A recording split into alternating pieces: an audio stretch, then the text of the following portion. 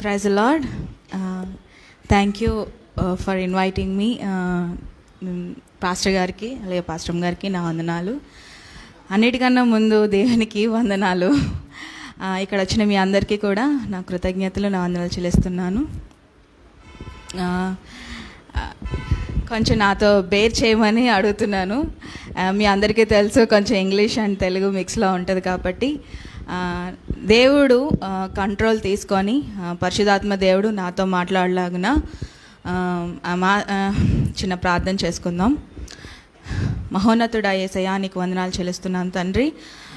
ఈరోజు మీరేం మాట్లాడాలనుకుంటున్నారో ప్రభా, నోట మీ మాటలోంచి పరిశుద్ధాత్మ దేవా నన్ను కంట్రోల్ తీసుకొని ప్రభా మీరు మాతో ఏం మాట్లాడాలనుకుంటున్నారో మాట్లాడమని I'm submitting my self in to your lord. In the mighty Jesus' name I pray. Amen. Amen.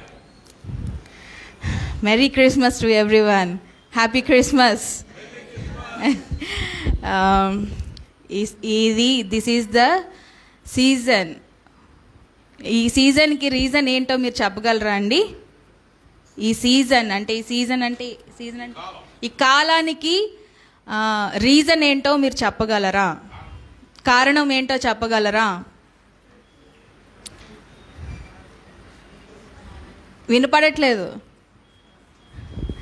ఏసయ్యా, ఈ కాలానికి రీజన్ ఏసయ్యా. ఏసయ్యా లేకపోతే ఈ కాలమే లేదు, ఈ క్రిస్మస్ అన్నది లేదు. లోకమంతా ఎలా సెలబ్రేట్ చేసుకున్నా కూడా ఈ కాలానికి ఒక రీజన్ ఉంది, అది ఏసయ్యా. Jesus is the reason for this season. ఇది ఎప్పుడు మనం మర్చిపోకూడదు. ఆయన లేకపోతే మనం వీఆర్ నథింగ్. మనం ఏమీ కాదు. ఆయన ఉండడం వల్లనే మనం ఈరోజు ఉన్నాం. అయితే డాడీ లాస్ట్ సండే నేను చర్చ్కి వద్దాం అనుకున్నప్పుడు హీ టోల్డ్, మా హస్బెండ్ రాలేదు, అందుకే నేను కూడా రాలేకపోయాను.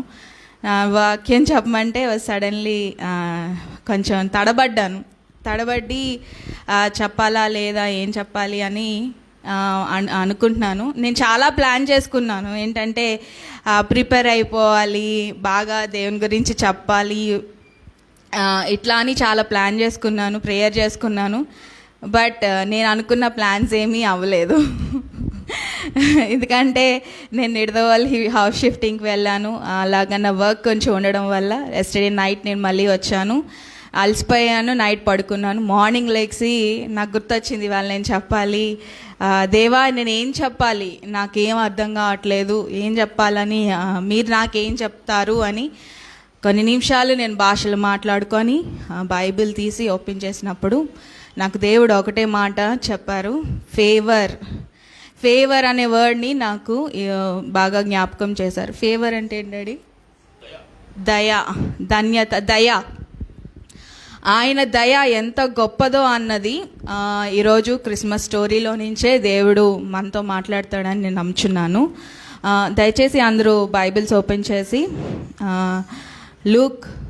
లూకాసు వార్త 1వ అధ్యాయం 28వ వచనం చదవండి. ఎవరైనా ఒకరు చదవండి, తెలుగులో గట్టిగా కొంచెం చదవండి.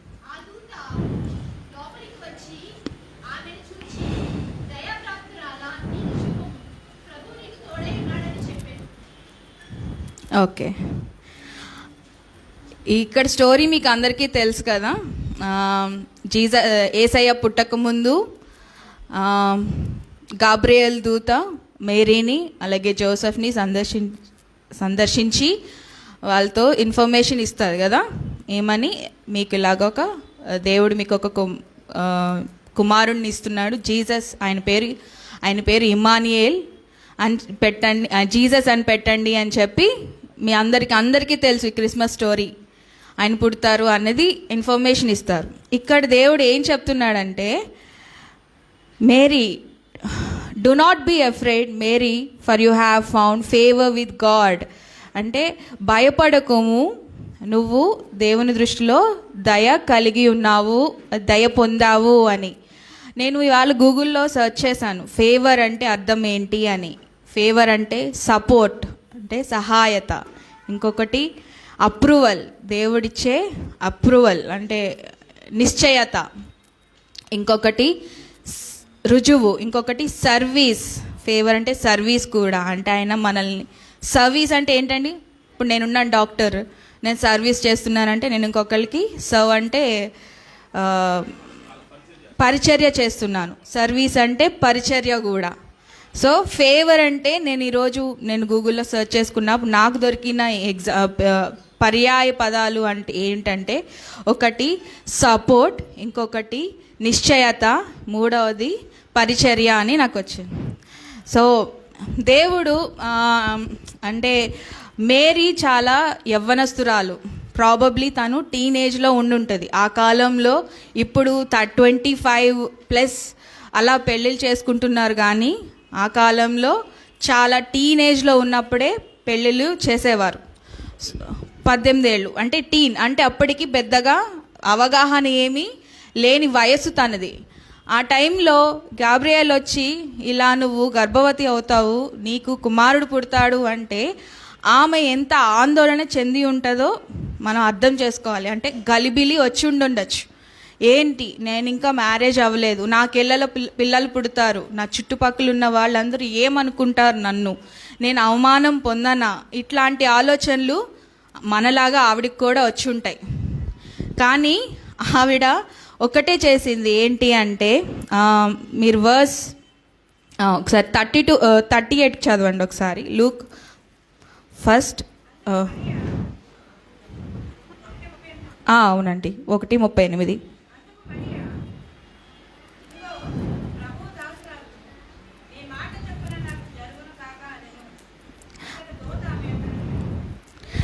అంతటా మరియా నీ మాట చొప్పున జరుగును గాక అనెను. అంటే అక్కడ మీకు ఒక విషయం అర్థమవుతుందండి. అక్కడ ఏమైందంటే మేరీలో అటువంటి ఆలోచనలు వచ్చినా కూడా ఆమెలో ఒకటి మనం గమనించాల్సింది ఏంటి అంటే సబ్మిసివ్, అంటే దేవుడిని లోబడింది. ఆయన దేవుడిచ్చే వాక్కుకి లోబడింది. ఆ వాక్కుకి లోబడి ఆమె ఏమనింది, మీరు చెప్పినట్టుగా నాకు జరుగునుగాక అని అనింది. అటువంటి లోబడడం అన్నది మనందరికీ రావాలి. అంటే ఒక మేరీకే ఉందని కాదు, ప్రతి ఒక్కరు మనందరికీ కూడా ఉంది. అటువంటి లోబడే తగ్గింపుతనం మనందరికీ దేవుడు ఇచ్చాడు. మనం ఆయన వాక్కు చెప్పినప్పుడు, మనకు ఒక మాట చెప్పినప్పుడు, ఆయన వాక్యం మనతో మాట్లాడుతున్నప్పుడు మనం దాన్ని లోబడాలి. మేరీ ఏ విధంగా అయితే దేవుని వాక్కుని అలాంటి పరిస్థితుల్లో, చాలా క్లిష్టమైన పరిస్థితుల్లో, ఏమీ తెలియని వయసులో ఎలా అయితే దేవుని లోబడిందో అలాగే మనము కూడా దేవునికి లోబడాలి. ఇక్కడ మనమందరము అప్పుడప్పుడు చాలా రెబేలియస్గా ఆలోచిస్తూ ఉంటాం, అంటే వ్యతిరేకంగా ఆలోచిస్తూ ఉంటాం. అంటే పరిస్థితులు, టెన్షన్స్, ఫ్రస్ట్రేషన్స్, చాలా మనకి స్ట్రెస్ లెవెల్స్, ఇప్పుడు మనం ఉంటున్న ఈ ఆధునిక కాలంలో మైండ్కి రెస్ట్ లేకుండా చాలా టెన్షన్స్తో ఫైనాన్షియల్గా, ఆర్థికంగా, ఆరోగ్యంగా, మానసికంగా చాలా కృంగిపోయి నడుస్తున్న కాలంలో దేవుడు మనకి ఒక వాక్కు ఇస్తున్నాడు. ఏంటి అంటే, మేరీని ఎలాగా యు ఆర్ హైలీ ఫేవర్డ్ అని అన్నారో మనము కూడా అలాగే యేసయ్య ద్వారా మనము కూడా వీఆర్ హైలీ ఫేవర్డ్. మనము అత్యధికముగా ఆయన ద్వారా దయ పొందిన వాళ్ళము. చెప్పండి ఒకసారి అందరూ, మనము ఆయన ద్వారా అత్యధికముగా దయ పొందిన వాళ్ళము. ఆమేన్. ఎందుకంటే దేవుడు వచ్చినప్పుడు ఆయన పేరుకు అర్థము ఇమ్మానియేల్, అంటే దేవుడు మనకు తోడై ఉన్నాడు. అది ఎప్పుడు మనం మర్చిపోకూడదు. ఆయన ఎప్పుడు మనకి తోడై ఉన్నాడు. ఆయన వాక్కు సెలవిస్తుంది ఆయన మనకు తోడై ఉన్నాడు అంటే అది సత్యము. యేసయ్య సత్యము, మార్గము, సత్యము, జీవము అని ఆయన చెప్పారు. అందులో ఒకటి ఆయన చెప్పేది ఏదైనా సత్యము. అది ఎప్పుడు మనం మర్చిపోవాల్సి, ఎటువంటి క్లిష్ట పరిస్థితుల్లో ఉన్నా కూడా మనం గుర్తుపెట్టుకోవాల్సింది, ఆయన మనకు ఎప్పుడు తోడై ఉన్నాడు. అది సత్యము. ఆమేన్. Immanuel, he is always with us. He is always with us. అది మన కృపకాలంలో ఉన్న మనకి వీఆర్ వెల్ ప్రివిలేజ్డ్ అండి. ఎందుకంటే యేసయ్య పుట్టకముందు, ఆయన రాకముందు ఇశ్రాయేలు జనాంగానికి దేవుడు నాకు తోడై ఉన్నాడు, దేవుడు నాలో ఉన్నాడు అని చెప్పుకునే ధన్యత వాళ్ళకి లేదు. కానీ యేసయ్య వచ్చి ఆయన మన కోసం పుట్టి మన పాపాల కోసం ఆయన చనిపోయి తిరిగి లేచిన తర్వాత అంత గొప్ప ధన్యత ఆయన మనకిచ్చారు.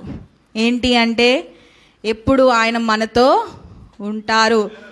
ఆమేన్.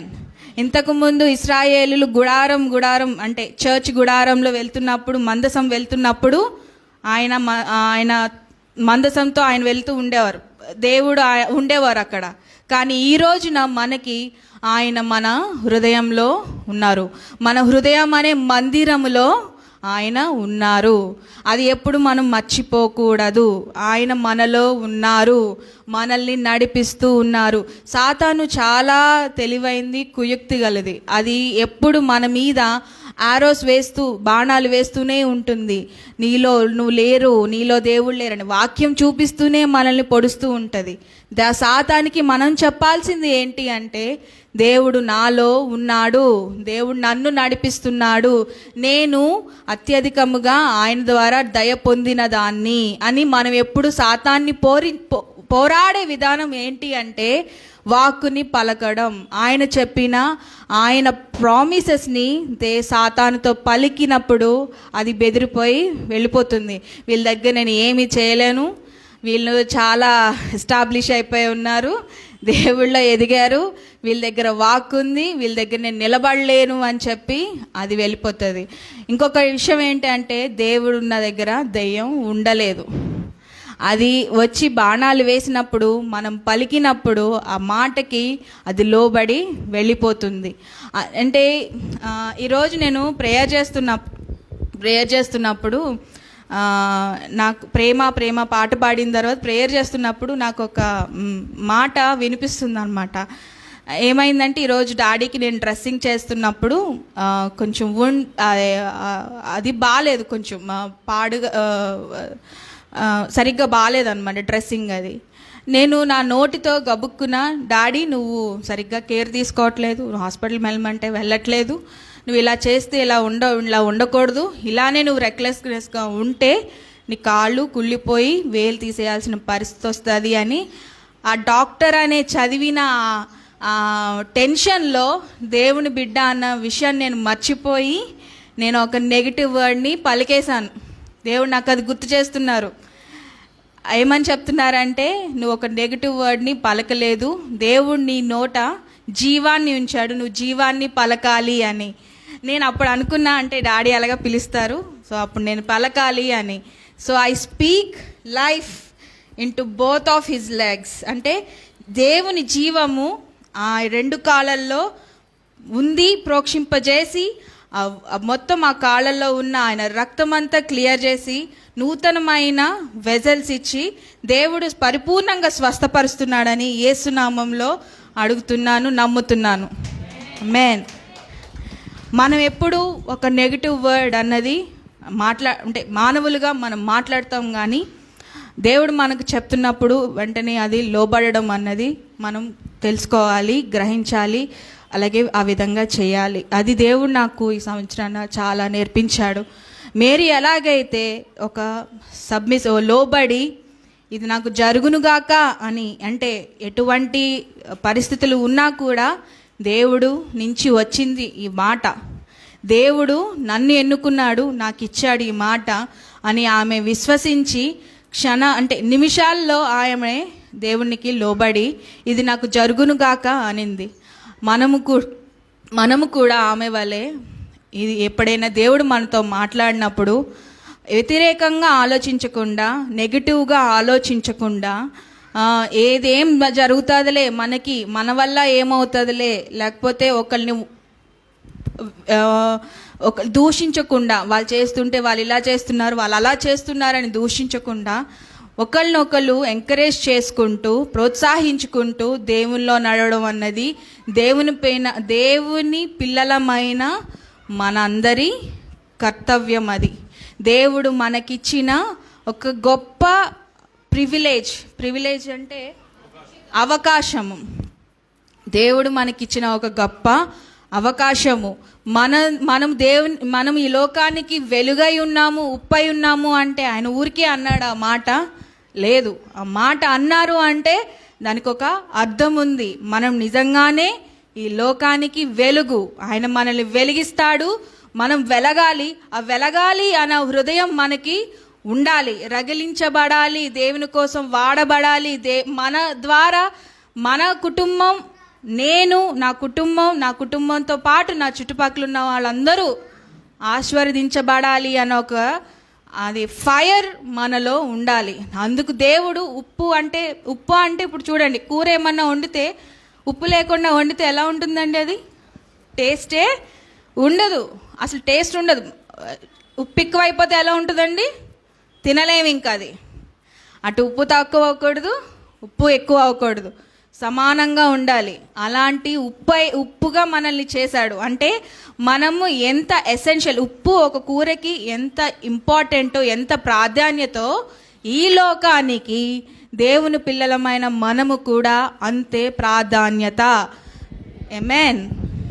సో మన ఐడెంటిటీని ఎప్పుడు మనము మర్చిపోకూడదు. లోకంతో పాటు మనం లేము, మనము దేవుని పిల్లలము. ఆమేన్. మనము అత్యధికముగా ఆయన ద్వారా దయ పొందిన వాళ్ళము.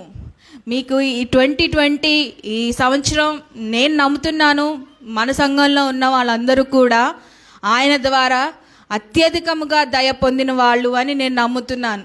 అందుకే ఈ సంఘంలో దయగా ఇచ్చే చేతులు ఉన్నాయి, దయగా పనిచేసే మనస్తత్వం ఉంది, ఒక స్టెప్ ముందుకు వేసే హృదయం ఉంది.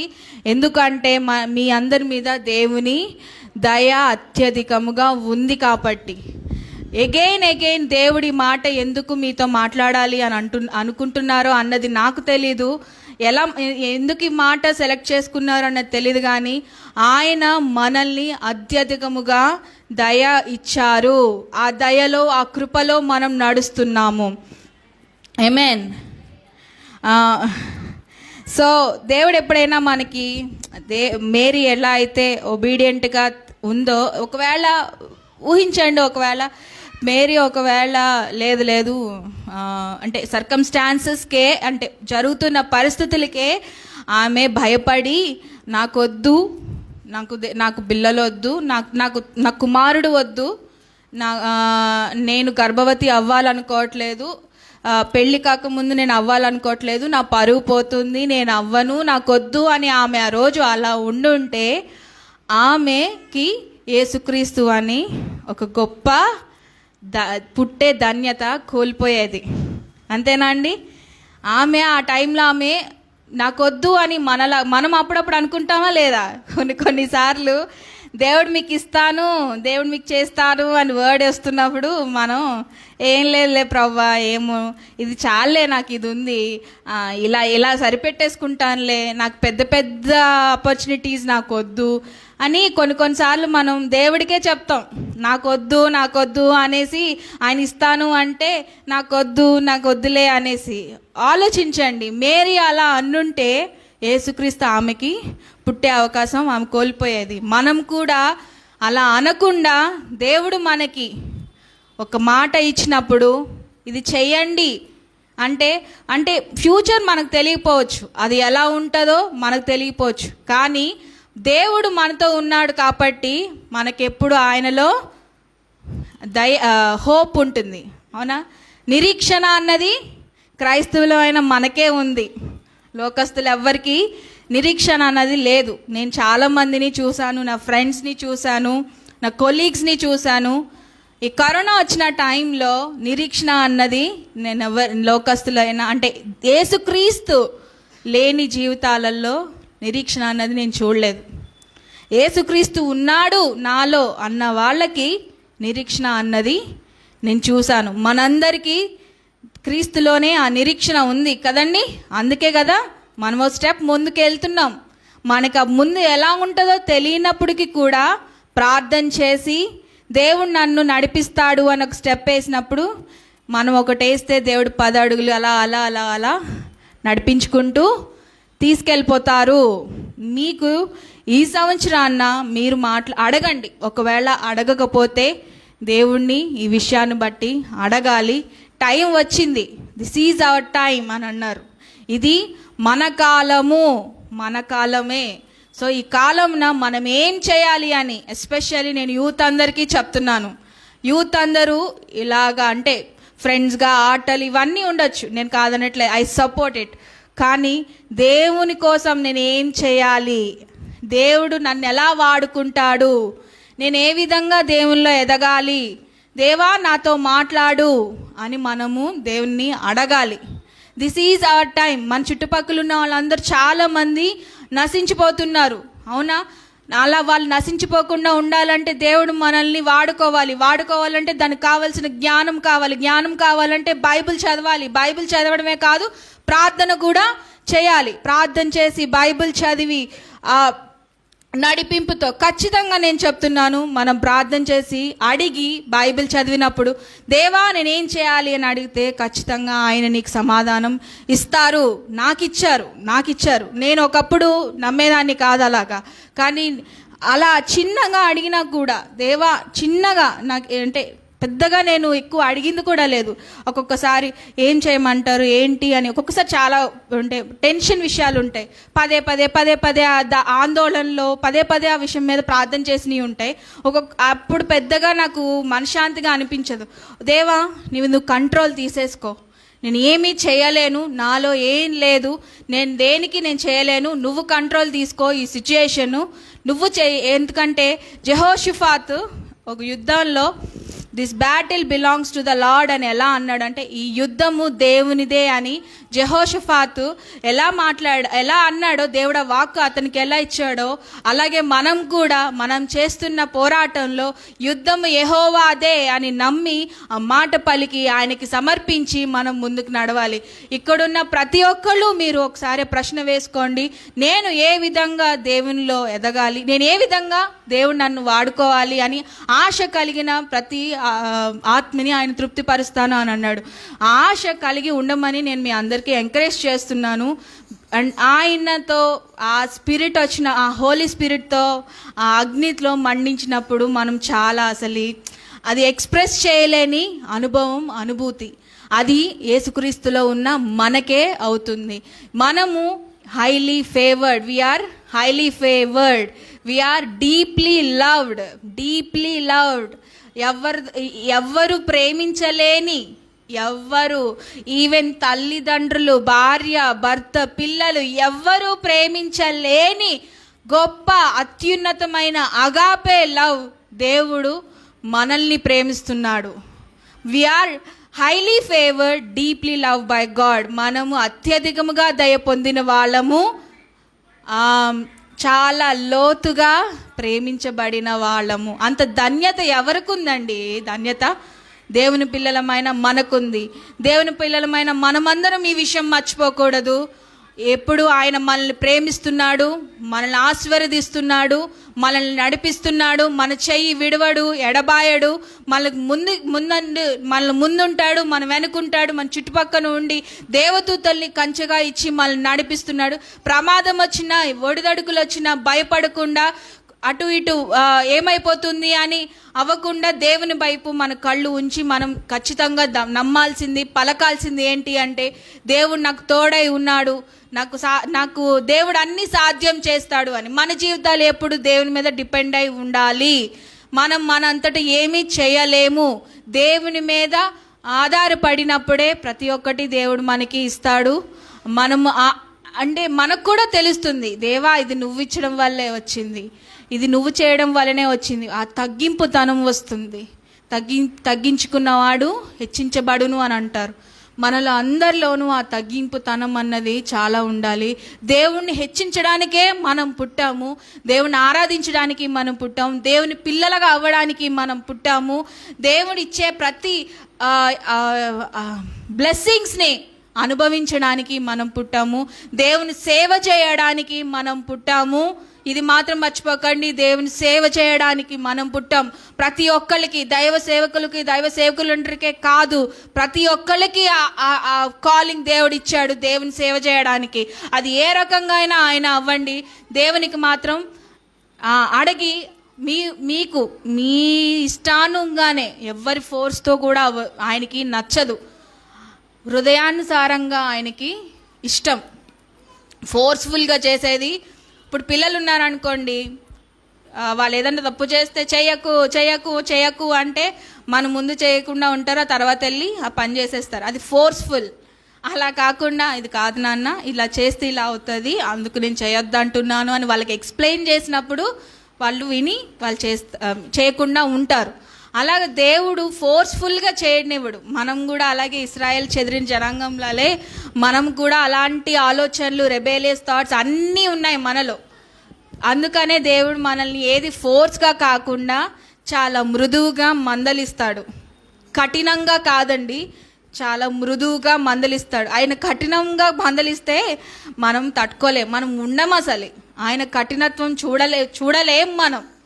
ఆయన చాలా మృదువుగా మన కోసమే, మనం బాగవడం కోసమే, మనము ఎస్టాబ్లిష్ అవ్వడం కోసమే ఆయన మనల్ని మృదువుగా, చాలా చిన్నగా, అతి ప్రేమతో మనల్ని తప్పు చేస్తే మన తల్లిదండ్రులు ఇప్పుడు అతి ప్రేమతో, తల్లిదండ్రులే ఇంత ప్రేమతో ఉంటే మన తండ్రి అయిన ఆయన ఎంత ప్రేమగా ఉంటాడు చూడండి. అందరికన్నా ఈ లోకంలో అత్యధికముగా లోతుగా ప్రేమిస్తున్న మన యేసయ్య అతి మృదువుగా మనల్ని మందలిస్తాడు. అంటే ఒక్కొక్కసారి కష్టాలు వస్తే దేవుడు నాకు ఈ కష్టాలు పెడుతున్నాడు, దేవుడు నన్ను ఇలా వదిలేశాడు అని కంప్లైంట్ చేయకండి. ఆ కష్టంలో అంటే నేనైతే ఒకటి నమ్ముతాను, కష్టాలు అన్నది దేవుడు ఇవ్వడు. ఇప్పుడు మీ తల్లిదండ్రులు ఉన్నారు, అరే నువ్వు ఇలా ఉన్నావు అనేసి మళ్ళీ కష్టం పెడతారండి? మందలిస్తారు కానీ కష్టం పెడతారా మన తల్లిదండ్రులు? మీ అందరికీ ప్రశ్న అడుగుతున్నాను నేను, చెప్పండి ఆన్సర్. మన తల్లిదండ్రులు మనకి కష్టం పెడతారా, ఇబ్బందులు పెడతారా, చంపేస్తారా, కొట్టేస్తారా? చెప్పండి. మానవులైన మన తల్లిదండ్రులే అలా ఉన్నప్పుడు మన తండ్రి అయిన ఎంత ప్రేమగా ఉంటారు. ఆయన మృదువుగా మందలిస్తున్నారు కానీ కష్టాలు పెట్టేసి ఇవి చేసేయడం కాదు. అది సాతాను మన మైండ్ని అలా ప్రిపేర్ చేస్తూ ఉంటుంది. దేవుడి మీద ఒక ఎగైనెస్ట్గా చూపించడానికి మనతో అలాగా కుళ్ళు కుతంత్రాలతో మాట్లాడుతుంది. ఒక తల్లిదండ్రులు ప్రేమిస్తున్నా మనకి కోపం వస్తుంది. చిన్నప్పుడు మమ్మీ డాడీ ఇలా అంటుంటే ఇలా అంటున్నారు, చిచ్చి నేను వినను అని మమ్మీల మీద అరవడం, డాడీల మీద అరవడం మనం అందరం చేసి ఉంటాం కదా, చేసామా? అలాగే దేవుడి మీద కూడా చేస్తాం. ఈ ఫ్రస్ట్రేషన్స్ ఇలాంటివి వచ్చినప్పుడు, ఏంటి దేవా వదిలేసావా నన్ను, ఇంతేనా నా జీవితం, నా కెరియర్ ఇంకా సెట్ అవ్వదా, నా అప్పులు బాధలు తీరవా, మా హస్బెండ్ సెటిల్ అవ్వడా, మా హస్బెండ్ తాగుడు మానడా, నా జీవితం ఇంతేనా, నా చుట్టుపక్కల ఉన్న వాళ్ళు ఇంతేనా, నా ఆరోగ్యం ఇంతేనా, నేను ఇంతేనా అని చాలాసార్లు మనం దేవుణ్ణి అడుగుతాం. నేను ఇంతేనా, నా హస్బెండ్ ఇంతేనా అని అడగడం మానేసి జీవాన్ని పలకండి. నేను ఇది కాదు, దేవుడు నన్ను ఇందులా చేయలేదు, ఇందుకని చేయలేదు, నేను అత్యధికముగా దయ పొందిన దాన్ని, ఆయనతో నేను ప్రేమించబడుతున్నాను, ఆయన నన్ను ఎందుకని నన్ను డిజైన్ చేయలేదు, నన్ను పుట్టించలేదు, ఆయన కోసం వెలిగించబడడానికి నన్ను సృష్టించాడు, నన్ను ఉప్పుగా చేశాడు, నన్ను వెలుగుగా చేశాడు. నేను ఇలా ఒకళ్ళ మీద కంప్లైంట్స్ చెప్పడానికి కానీ, ఇలాగ ఒకళ్ళ మీద గ్రడ్జింగ్ అంటే ఒకలాంటి వ్యతిరేకత, చూడండి గ్రడ్జింగ్ అంటే సీరియల్స్లో చూపిస్తారు చూసారా, ఒక కక్షలతో కుతంత్రాలతో అసలు సీన్ వేస్తూనే ఉంటాడు, రీక్యాప్ లాగా వేసి ఆపుతాడు. వాళ్ళ ఎక్స్ప్రెషన్స్ చూస్తే అసలు హెడ్ఏక్ వచ్చేస్తుంది. అలా కాదు మనల్ని దేవుడు చేసింది. మనల్ని దేవుడు చేసి అలాంటివేమి నాకు లేవు అని నమ్మాలి. మీరు నమ్మిన తర్వాత ఆ దేవుని వాక్యాన్ని పలకండి. పలికినప్పుడే దేవుని వాక్యం అందుకనే దేవుడు ఈ సృష్టిని అంతటి మాటతో పలికించాడు. అంతటి గొప్ప పవర్ ఉంది వర్డ్ మన నోటి నుంచి వచ్చే మాటకి అంతటి గొప్ప పవర్ ఉంది. సో మన జీవాన్ని పలికే వాళ్ళగానే ఉండాలి తప్ప ఒకళ్ళని శపించడం కానీ, ఇంకా ఏమిటి కోపం, కక్ష, కుతంత్రాలతో మన హృదయాల్ని నింపుకోవద్దు. మీ అందరికీ నేను దేవుని నామాన్ని అడుగుతున్నాను. ఎవరు కూడా ఒకళ్ళ మీద ఒకళ్ళు ప్రేమతో నింపబడాలి తప్ప కోపాలతో ఉండొద్దు. ఎవరైనా ఉంటే కనుక ఆ విషయాల్లో దేవుణ్ణి పిలిచి, దేవా నాకు ఈ విషయాలు ఉన్నాయి, నన్ను ఈ విషయాల్లో మార్చు తండ్రి, నన్ను ఈ విషయాల్లో స్వస్థపరచు తండ్రి, నా ఆలోచన విధానం మార్చు తండ్రి అని మనం అడగాలి. నేను అడుగుతున్నానండి. నాకు చాలా కోపం జడ్జ్ చేయడం అనేది చాలా ఫాస్ట్గా వస్తుంది. ఇలాగ ఉండే నేను, దేవుడు నాకు ఎప్పుడైతే ఇలా ఉన్నాయని దేవుడు నాకే చూపించి నాకు చూపించినప్పుడు, దేవా ఇలాంటివి నేను ఉండాలనుకోవట్లేదు, నేను నీ బిడ్డగా ఉండాలి, నీ నామానికి మహిమకరంగా ఉండాలి, కానీ నీ నామానికి నేను చెడు తెచ్చే బిడ్డగా నేను ఉండకూడదు తండ్రి. నాలో ఇలాంటివి ఉన్నా కూడా అందరినీ ప్రేమించే హృదయం ఇవ్వండి. మీరు ఇచ్చారు, మీరు అగాపే లవ్ మీది, నాకు కూడా అలాంటి ప్రేమని ఇచ్చారు, నేను అలా ప్రేమించే హృదయాన్ని నాకు ఇవ్వండి అని నేను అడుగుతున్నాను. Still I'm asking him. నేను మార్పు చెందుతూ వస్తున్నాను అని నేను చాలా గర్వంగా నేను చెప్తాను. దేవుడిని అడిగినప్పుడు ప్రతి ఒక్క విషయం మనకి ఆయన చేస్తారు. మన ఆర్థిక విషయాలు, లేకపోతే జాబ్ విషయాలు, కెరియర్ విషయాలు, ఇవే కాదు, మనం దేవునిలో ఎదగడానికి, మనం దేవునిలో స్థిరపరచబడడానికి, ఒకరిని ప్రేమించే హృదయం, ఒకరికి పెట్టే హృదయం, ప్రతి ఒక్కటి మనలో ఏదైతే లోపాలు ఉన్నాయి అని మనకు అనిపిస్తున్నాయో ప్రతి ఒక్కటి ఆయన్ని మనం అడిగినప్పుడు ప్రతి ఒక్కటి ఇచ్చే దేవుడు. అడుగుడి మీకు ఇయ్యబడును అని ఊరికే అనలేదు ఆయన. ఓన్లీ అడుగుడి ఇయ్యబడును అంటే అది ఓన్లీ ఫైనాన్షియల్ థింగ్స్లోనే కాదు, అన్ని విషయాల్లోని, ఒక ఆర్థిక విషయమే కాదు, అన్ని విషయాల్లోనూ ఆయన అడుగుడి మీకు ఇయ్యబడును అని ఊరికే అనలేదు. ఆ మాట అన్నారు అంటే దానికి ఒక వెయిటేజ్ ఉంది. అడిగినప్పుడు, మనం పలికినప్పుడు వెయిట్ ఉంటుంది. ఆయన మనకి ఇస్తారు, అనేకులకి మనం సాక్ష్యంగా కూడా ఉంటాము. ఆమేన్, హల్లెలూయా. సో నేను మామూలుగా జస్ట్ గూగుల్లో సెర్చ్ చేశాను. అంటే నజరేతు నుండి జోసెఫ్ అండ్ మేరీ బెత్లెహేమ్కి వస్తారు కదండి, అది ఎన్ని కిలోమీటర్స్ ఉన్నాయి అని సెర్చ్ చేశాను. అది 158 కిలోమీటర్స్ ఉంది. 155 కిలోమీటర్లు నిండు గర్భవతి అయిన మరియా ఎలా ప్రయాణం చేసి ఉంటుంది అని మీరు అనుకుంటున్నారు? మామూలుగా కార్లో వెళ్తేనే హోనమైపోతూ ఉంటుంది. ఇంత ప్రయాణం నేను చేయలేను అని చెప్పి మనం బెడ్ల మీద పడిపోతాం, వచ్చిన వెంటనే అలసిపోయాము అంటాం. మన కారు ఉంది, మనం చాలా బ్లెస్డ్ జనరేషన్ అండి. మనకి నడిచే పని లేకుండా కారు, విమానము, ట్రైన్, అసలు మనం చూడలేనిదంటూ ఏమీ లేదు అసలు ఈ జనరేషన్. అవునా కాదా? ఈ జనరేషన్ అంటే ఏంటండి? ఈ తరము చాలా ఆస్వాదించబడిన తరం, చాలా ఆధునికతను చూసిన తరం ఇది. ఆ టైంలో జోసెఫ్, మేరీ ఎలా వచ్చి ఉంటారు? నడిచి వచ్చారా, గాడిద మీద వచ్చారా, క్యామెల్ మీద వచ్చారా? ఏం లేదు రికార్డ్స్లో. ఎలా వచ్చి ఉంటారు అనుకుంటున్నారు?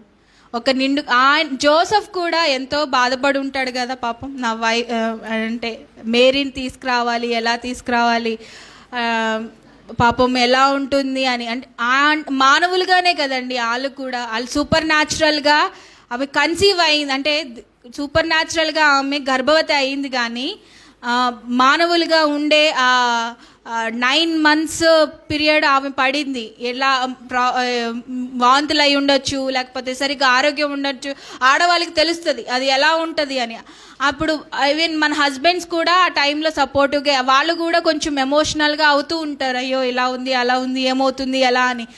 సో ఇమాజిన్, అంటే ఊహించండి ఒకసారి, జోసెఫ్ అండ్ మేరీ అన్ని కిలోమీటర్లు ఈ బెత్లెహేం రావడానికి ఎంత కష్టపడి ఉంటారు. కానీ బైబిల్లో ఆ రికార్డ్ లేదు, ఎందుకంటే దే ఆర్ హైలీ ఫేవర్డ్. దేవుడు వాళ్ళకి అత్యధికమైన దయనిచ్చాడు, వాళ్ళని విడిచి వదల్లేదు. దేవుడే ఆమెలో పిండంగా, శిశువుగా ఆయన ఉన్నాడు. వాళ్ళకి ఇటువంటి కష్టము కలిగించకుండా వాళ్ళని నడిపించుకుంటూ తీసుకొచ్చాడు. అదే చెప్తున్నాను, ఈరోజు మనలో దేవుడు ఉన్నాడు. చలించిపోకండి, భయపడకండి, కృంగిపోకండి. దేవుడు మనలో ఉన్నాడు. మనకి ఏమీ కాకుండా ఆయన చూస్తాడు.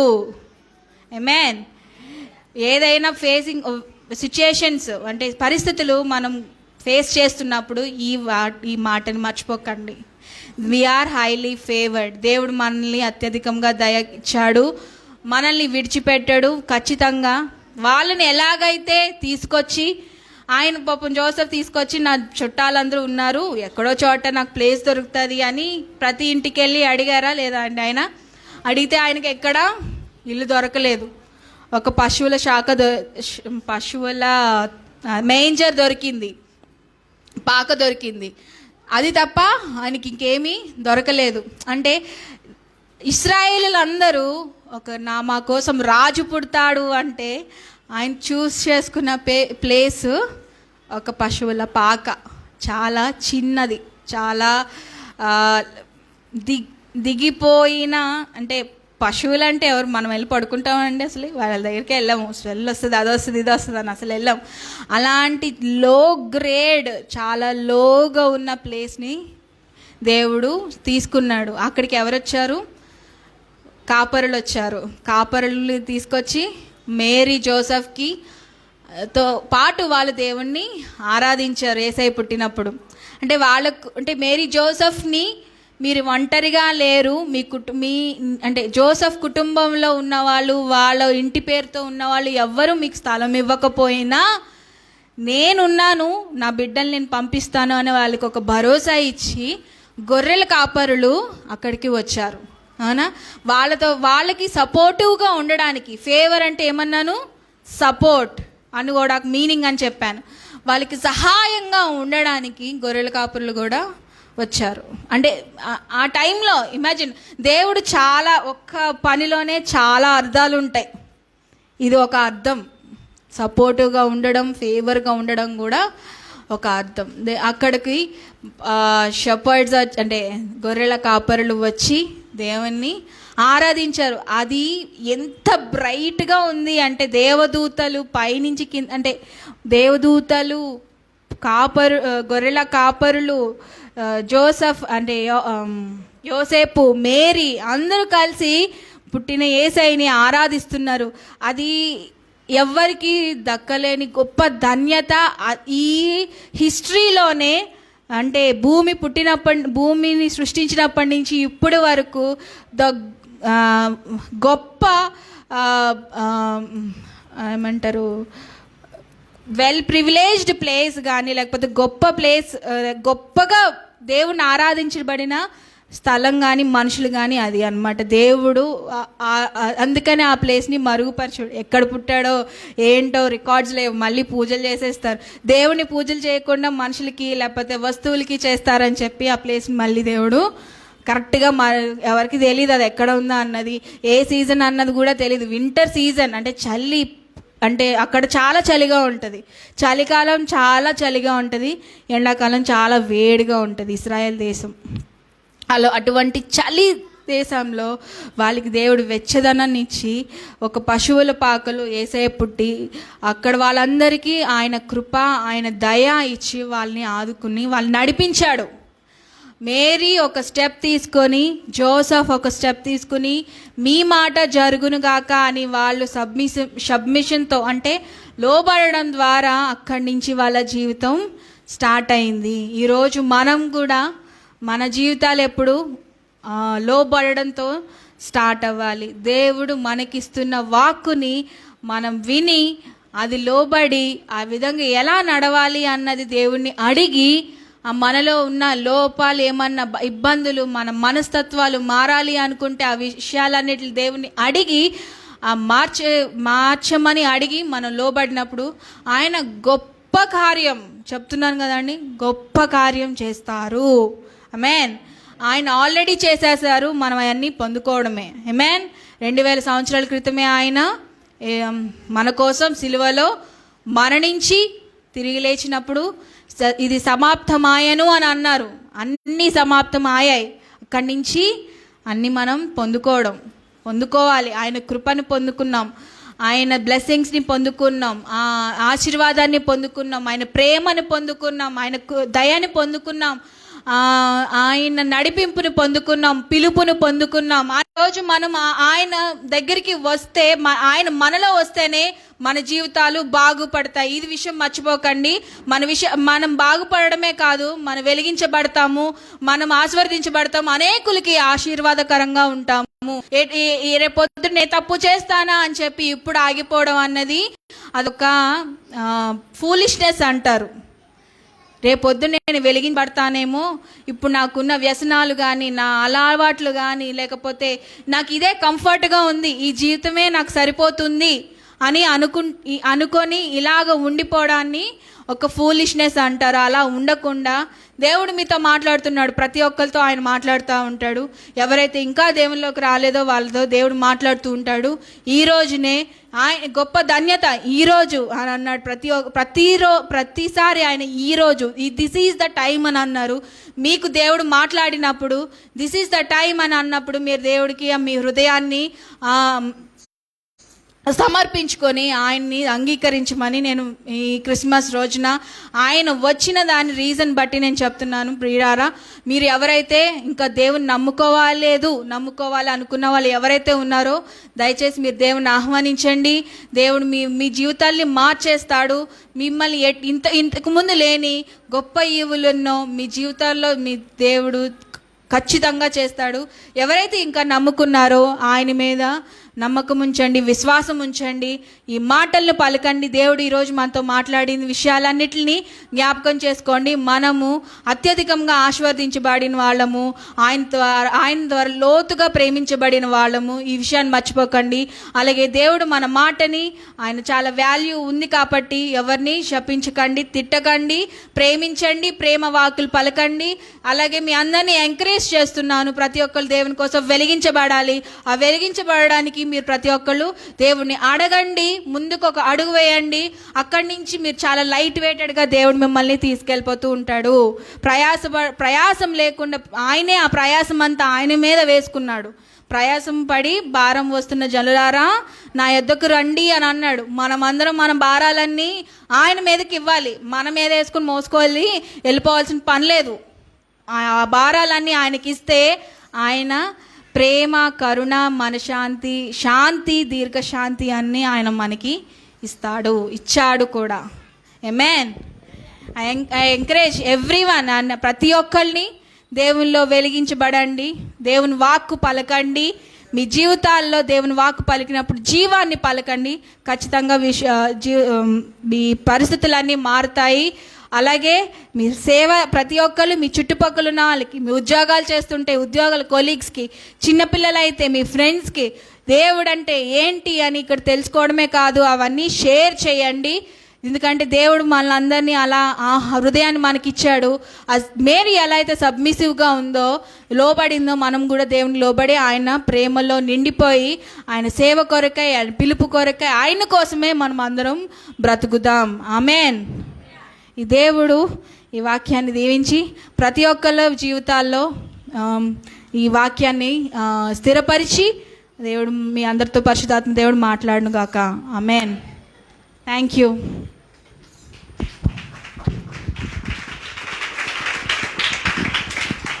హల్లెలూయా. చేతులు పైకి చెప్తాం యేసయ్యకి హల్లెలూయా.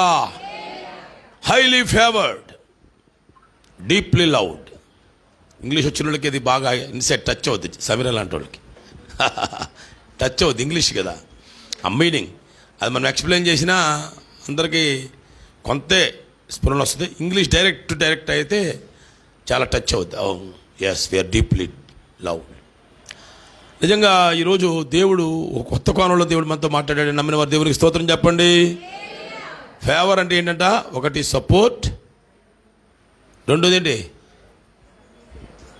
సబ్మిసివ్,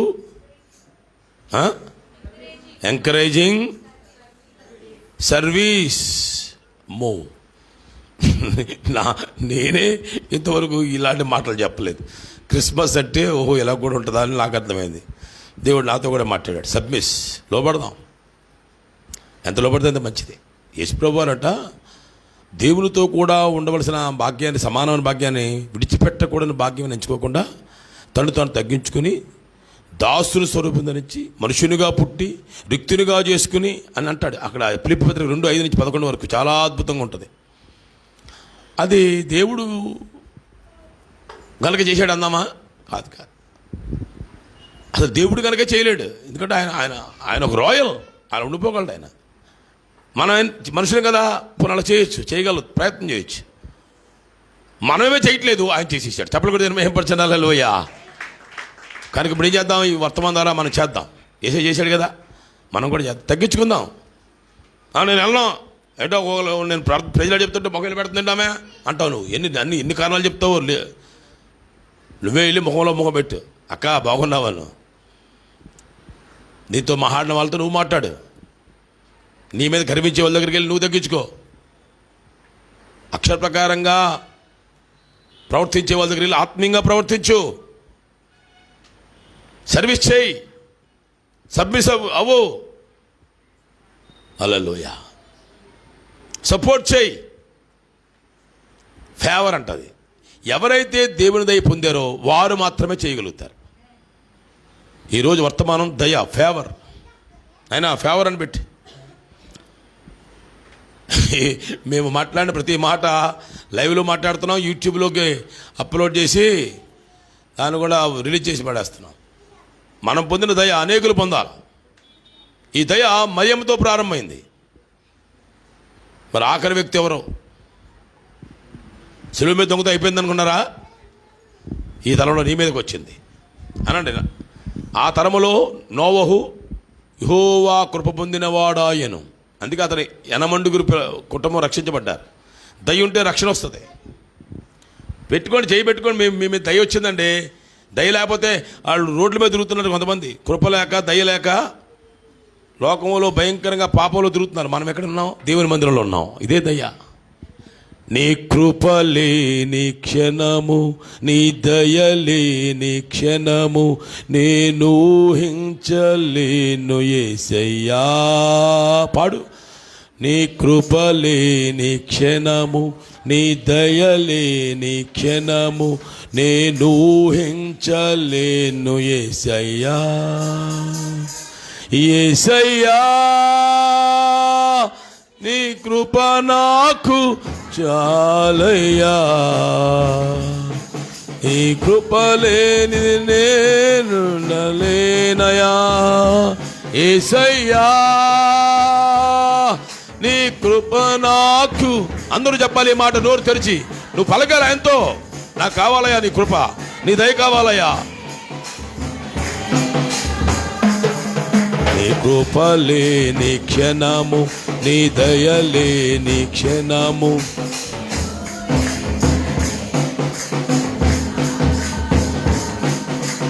కృప లేని క్షణము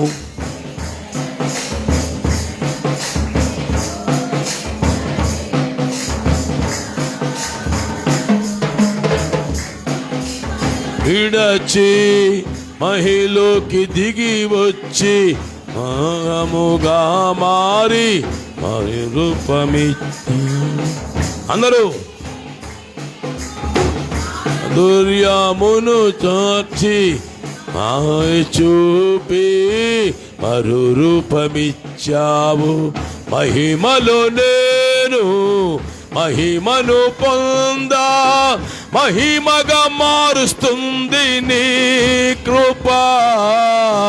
మహిమలో నేను మహిమను పొందా, మహిమలో చేరుస్తుంది నీ కృప. యేసయ్యా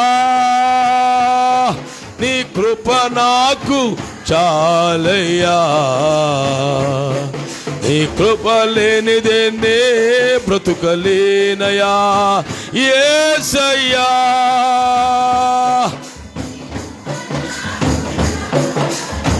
యేసయ్యా. Thank you Jesus.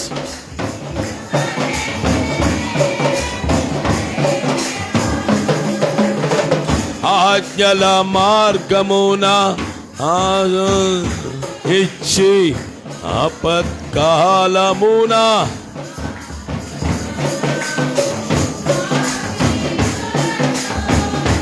ఆనందింపజేసి ఆనందముతో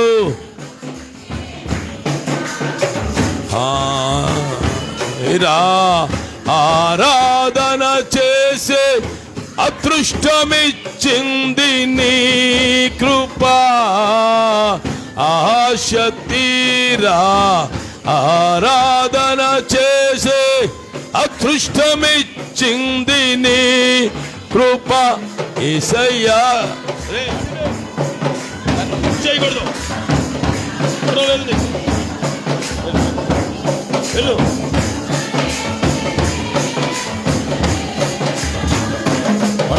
పట్టుకుని ఉండాలి.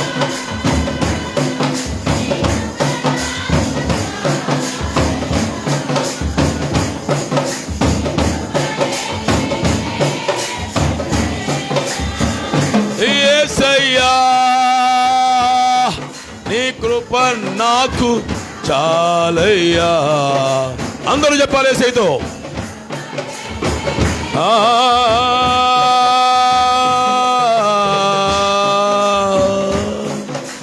కృపలే అయ్యా.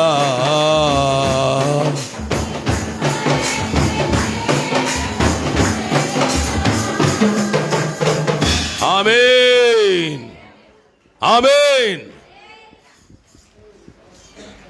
మన ప్రభు అయిన యేసుక్రీస్తు నామములో ఈరోజు వాక్యం అందించిన అన్యోన్య ఎవాంజలిస్ట్కు మన సంఘ తరపున వందనాలు తెలియజేస్తూ, అభినందనలు తెలియజేస్తూ, keep it up. Hats up to you. Keep it up. నా సక్సెసర్గా, నా స్పోక్స్మెన్గా ఆమె అయిపోయిందని నాకు ఆనందం అయ్యింది. 45 minutes అంటే హ్యూమిలిటిక్స్ కంటిన్యూస్గా అనర్గళంగా తడువుకోకుండా చూడకుండా మాట్లాడడం అంటే అది అభిషేకము. గట్టిగా స్తోత్రం చెప్పండి. నాతో 3 ఏళ్ళు బట్టి తిరుగుతున్నాడు ప్రేమ. అన్నాడు, డాడీ 190 మంది పాస్టర్లు చెప్పింది చేయట్లేదు, నేను చూస్తున్నా నీతో తిరిగి. నేను అలాంటి పాస్టర్గా ఉండాలనుకోవట్లేదు. ఏం చెప్తానో అది చెయ్యాలి, లేకపోతే అసలు మానేయాలి. దేవునితో ఆట కాదు. యేసు ప్రభువుది మాట ముఖ్యమైంది. నీ మాట అవునంటే అవును అన్నాడు కదా. నువ్వు నన్ను నీతో పాటు వచ్చి ఆరాధన చేస్తున్నా, నీతో పాటు కార్యక్రమాలు నడిపిస్తున్నా, నీతో పాటు ప్రార్థన చేస్తున్నా. కానీ నేను నేర్చుకునే ఎన్నో ఉన్నాయి చెప్పడానికి. అవన్నీ నేను చెయ్యాలి. ఏదో చెప్పుకుంటూ పోతే కాదు, అది నేను చేసి చెప్తా. నేనే నీకు టైం అడుగుతా, అప్పుడు నువ్వు నాకు ఇవ్వు అన్నప్పుడు నేను సంతోషపడ్డా. ఓ లెట్ హిమ్ ప్రిపేర్. ఒక మంచి బోధకుడిగా రెడీ అవనాయి. ఎందుకు కాలక్షేపంగా ఏదో మాటలు చెప్పి అవి చేయకుండా నేను చెప్పడాకేనా మీకు? సంగమా ఇలా చేసేయండి, అలా చేసి అని చెప్తే ఏం లాభం? ప్రేమించమని చెప్పే నేను ప్రేమించకపోతే ఏం లాభం? గద్దించే నేను ఎవరైనా గద్దిస్తే కూడా లోపడాలా? అందుకు 2-way ట్రాఫిక్. కనుక ఈరోజు దేవుడిచ్చిన వర్తమానకై దేవుని మహింపరుద్దాం. ఈ సమయంలో మన కొరకు ఎవరు బహుమానాలు ఇవ్వలే, మనమే ఇచ్చుకున్నాం. దేవుడు మనకే యేసయ్య ఇచ్చాడు. ఏ బహుమానమైనా ఎవరిచ్చినా అది యేసయ్య ఇచ్చాడు. చిట్టుబాబు గారు ఉన్నాడు ఇవాళ ఇక్కడ. చిట్టుబాబు గారు లేడుగా, ఏమో ఉన్నాడా? కింద ఉన్నాడు కానీ, కింద ఉన్నారా చిట్టుబాబు గారు? అమ్మో ప్రమాదం. నేను 3 వారాల పాటు మాట చెప్తా వరకున్నాను. నువ్వు విన్నా పర్లేదు. దేవునికే మహిమ. కానీ చెప్పకుండా ఉండలేను నేను. నా చెవిలో పడింది అనుకోండి, నోట్లోంచి వచ్చేస్తుంది. పాస్టర్లు కూడా ఇది. అందుకనే దేవుడు ఏమంటే సుధాకర్ గారు గొర్రెల కాపులకు ఎందుకు చెప్పించాడు అనుకున్నారు? వీళ్ళు పొరపాటు చెవిలో పడిందనుకు ఏదైనా వీళ్ళు మౌనంగా ఉండరేళ్ళు నోట్లో చెప్పేస్తారు.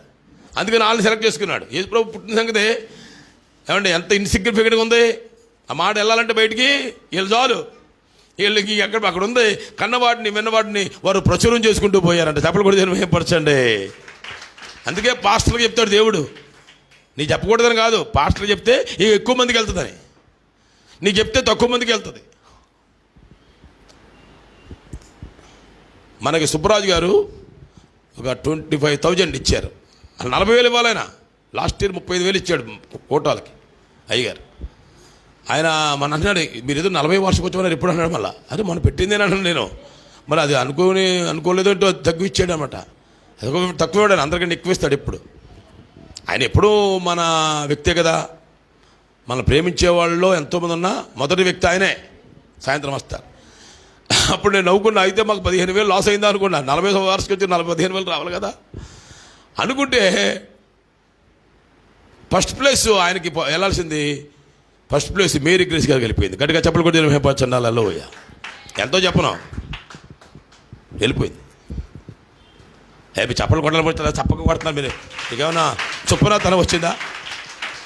ఎవరన్నా దేవుని కోసం ఒక అడుగు ముందుకేస్తే అసలు మామూలుగా వెళ్దామే, కానీ మళ్ళీ అంతర్గత రహస్యంగా ఒకటి జరిగింది. విన్నీకి మాకు మధ్యలో జరిగింది కనుక అది ఫస్ట్ ప్లేస్ వచ్చింది. I appreciate that family. అందులో అల్లుడు ప్రమేయం కూడా ఉంది. ఇందులో ఆయన ఏటో అనుకుని 4 బస్తాలు బియ్యమే సంవత్సరం బియ్యమే కొనక్కర్లేకుండా చేసి పడేశాడు. చాలా సంతోషం. అవన్నీ కలుపుకునే మీరు ఇచ్చినవి ఆలోచన అన్నీ కలుపుకునే మీ family. Thank you very much. అలా రండి. మరి ఈ మందిరం కట్టినప్పుడు అందరికంటే ఫస్ట్ ప్లేస్ వచ్చింది ఎవరు తెలుసా? అంజలమ్మ గారి ఫ్యామిలీకి వచ్చింది. చప్పలు కూడా అనిపించట్లేదు ఏదైనా మంచి మాట చెప్తే.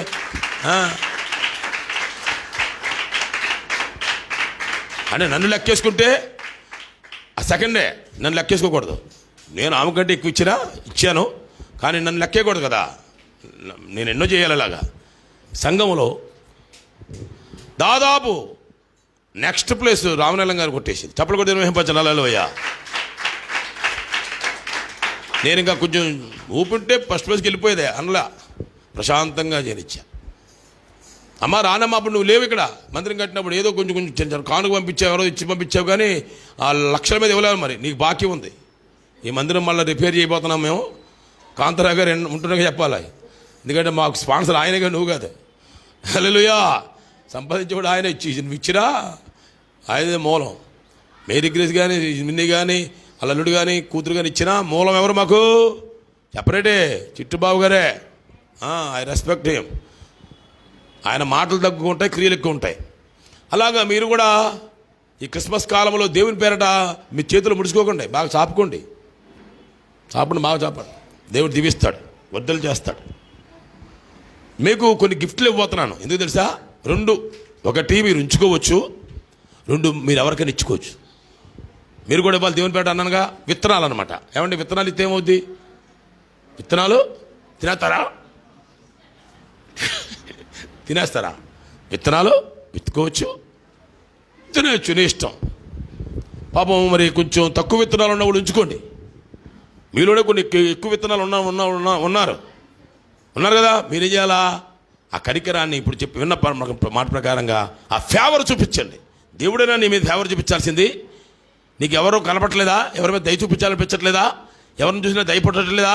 ఇవాళ పుట్టించండి. ఓకే. దేవుడు మనందరినీ ఆశీర్వదించునుగాక.